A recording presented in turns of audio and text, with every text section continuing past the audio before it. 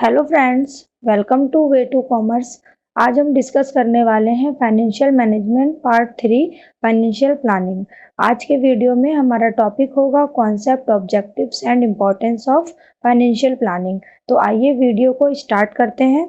सबसे पहले हम समझते हैं फाइनेंशियल प्लानिंग के कॉन्सेप्ट को। बिजनेस ऑर्गेनाइजेशन में कोई भी काम करना होता है, सभी काम को करने के लिए फाइनेंस की रिक्वायरमेंट होती है। बिना पैसे के तो कोई काम हो नहीं सकता है। हर काम को करने के लिए फाइनेंस चाहिए और उस फाइनेंस को हमें क्या क्या रिक्वायरमेंट है, हमें कितना फाइनेंस चाहिए होगा, इसको लेके एक प्लानिंग करनी होती है। क्योंकि हम घर में भी अगर कोई काम हमें करना होता है तो उसके लिए पहले हम प्लानिंग करते हैं कि हमें किस काम के लिए कितना पैसा चाहिए। सेम उसी वे में बिजनेस ऑर्गेनाइजेशन में भी जो हमारी फाइनेंशियल रिक्वायरमेंट होती है उसके रिगार्डिंग जो है प्लानिंग की जाती है। उस प्लानिंग को हम कहते हैं फाइनेंशियल प्लानिंग। इसमें क्या होता है, एक फोरकास्टिंग होती है ये कि कंपनी की जो फाइनेंशियल नीड्स है वो क्या होगी, क्या कितने पैसों की कंपनी को रिक्वायरमेंट है और उस रिक्वायरमेंट के सोर्सेज क्या होंगे। फाइनेंशियल में मतलब कि फाइनेंस हमारा किन किन सोर्सेज से हम ऑब्टेन करेंगे।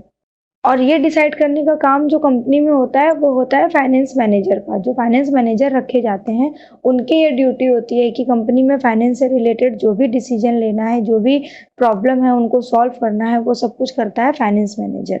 तो इसीलिए फाइनेंशियल प्लानिंग का मतलब होता है कि कंपनी की सबसे पहले तो आप नीड फोरकास्ट करेंगे कि कंपनी को कितने फाइनेंस की रिक्वायरमेंट है, फिर वो फाइनेंस किन किन सोर्सेज से ऑब्टेन होगा वो सोर्सेज देखे जाएंगे और उसके बाद जो फाइनेंस ऑब्टेन किया जाता है उनका इफेक्टिव यूटिलाइजेशन। कहने का मतलब है कि जो पैसा ऑब्टेन किया गया वो कैसे सही जगह पर यूज करना है, इस चीज को डिसाइड किया जाता है। तो ये हमारा कहलाता है financial planning. Next topic is objectives of financial planning, जैसे proper estimation of funds, check balance of cash, make finance available, estimate time. ये हमारे फाइनेंशियल प्लानिंग के ऑब्जेक्टिव्स हैं। इनको हम एक एक करके समझते हैं। First is proper estimation of funds. सबसे पहले फाइनेंशियल प्लानिंग का जो काम होता है वो ये होता है कि किसी भी काम को करने के लिए फंड्स कितना चाहिए उसका एस्टिमेशन करता है। लॉन्ग टर्म एसेट खरीदने होते हैं कंपनी को, लॉन्ग टर्म एसेट खरीदने के लिए कितने पैसे की ज़रूरत पड़ेगी, कितना फाइनेंस चाहिए, ये डिसाइड करता है फाइनेंशियल प्लानिंग। डेली यूज़ के जो खर्चे हैं, डे टू डे एक्सपेंसेस जो कंपनी में आते हैं वो खर्चे कैसे पूरे होंगे, ये डिसाइड करना फाइनेंशियल प्लानिंग का काम होता है। तो इसीलिए जो फाइनेंशियल प्लानिंग है उसका पहला ऑब्जेक्टिव होता है कि जो फंड्स हैं उनको पहले सही तरह से कैलकुलेट किया जाए। Next is check balance of cash.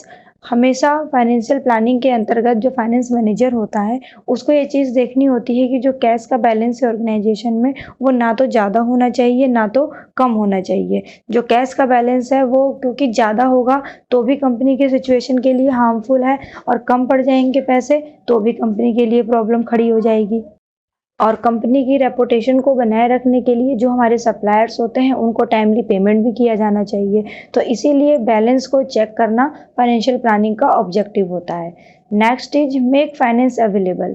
अब सबसे पहले जो हम फाइनेंशियल प्लानिंग करते हैं उसका काम ही यही होता है कि कंपनी को कभी भी फाइनेंस की कमी नहीं होनी चाहिए। जितनी रिक्वायर्ड क्वांटिटी में हमें पैसा चाहिए उतना पैसा हमारे पास अवेलेबल होना चाहिए और सही टाइम पे अवेलेबल होना चाहिए, ताकि पैसे की वजह से हमारा कोई भी काम डिले ना हो और हम काम को सही टाइम से कर पाएँ। तो ये होता है हमारा फाइनेंशियल प्लानिंग का ऑब्जेक्टिव।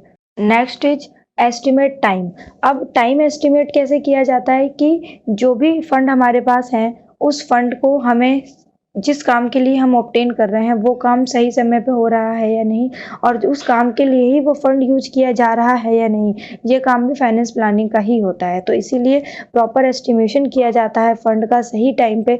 और फंड कहाँ से ऑब्टेन होगा, फंड के जो सोर्सेस है वो क्या क्या हैं, उन सोर्सेस को भी देखा जाता है। तो इसीलिए फाइनेंशियल प्लानिंग का ऑब्जेक्टिव होता है एस्टिमेट टाइम। नेक्स्ट टॉपिक अब हमारा आता है इम्पोर्टेंस। अब फाइनेंशियल प्लानिंग के इम्पोर्टेंस क्या है? Face sudden situation, avoid business shocks, reduce wastage of finance, help in coordination, financial control. इनको हम एक एक करके देखते हैं। First is face sudden situation.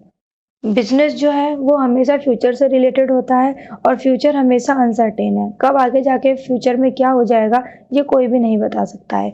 लेकिन अगर हम पहले से ही एक अल्टरनेट फाइनेंशियल प्लान रेडी रखेंगे तो कभी भी ऑर्गेनाइजेशन को जो फाइनेंस की दिक्कत है वो फेस नहीं करनी होगी। अगर एक प्लान ऑप्शन ए अवेलेबल है और उसके साथ हमने ऑप्शन बी भी रेडी रखा हुआ है, वो भी फाइनेंस को से रिलेटेड, तो अगर आगे जाके कभी भी कोई सडन इमरजेंसी आ जाती है, कोई इवेंचुअल सिचुएशन आ जाता है, तो हम यानी कि कंपनी जो है उसको अच्छे तरीके से डील कर पाएगी, उसको फेस कर पाएगी। इसीलिए जो है जो फाइनेंशियल प्लानिंग होती है वो सडन सिचुएशन को फेस करने में मदद करती है। Next is avoid business shock.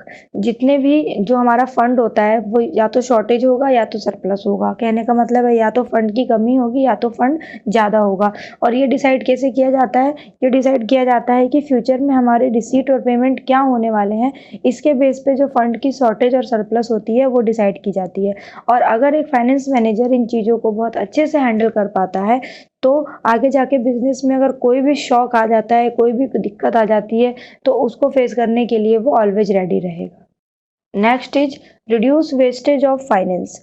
क्या होता है अगर फाइनेंशियल प्लानिंग नहीं है तो जो फाइनेंशियल रिसोर्सेज हैं उनके वेस्ट होने के चांसेस होते हैं, क्योंकि कई बिजनेस ऑर्गेनाइजेशन होते हैं जो काफ़ी कॉम्प्लेक्स नेचर के होते हैं, काफ़ी टिपिकल होते हैं। वहाँ पर क्या होता है अंडर एस्टिमेशन या ओवर एस्टिमेशन फाइनेंस का हो जाता है, सही से जो है एस्टिमेट नहीं कर पाते हैं किसी किसी बिजनेस ऑपरेशन के लिए।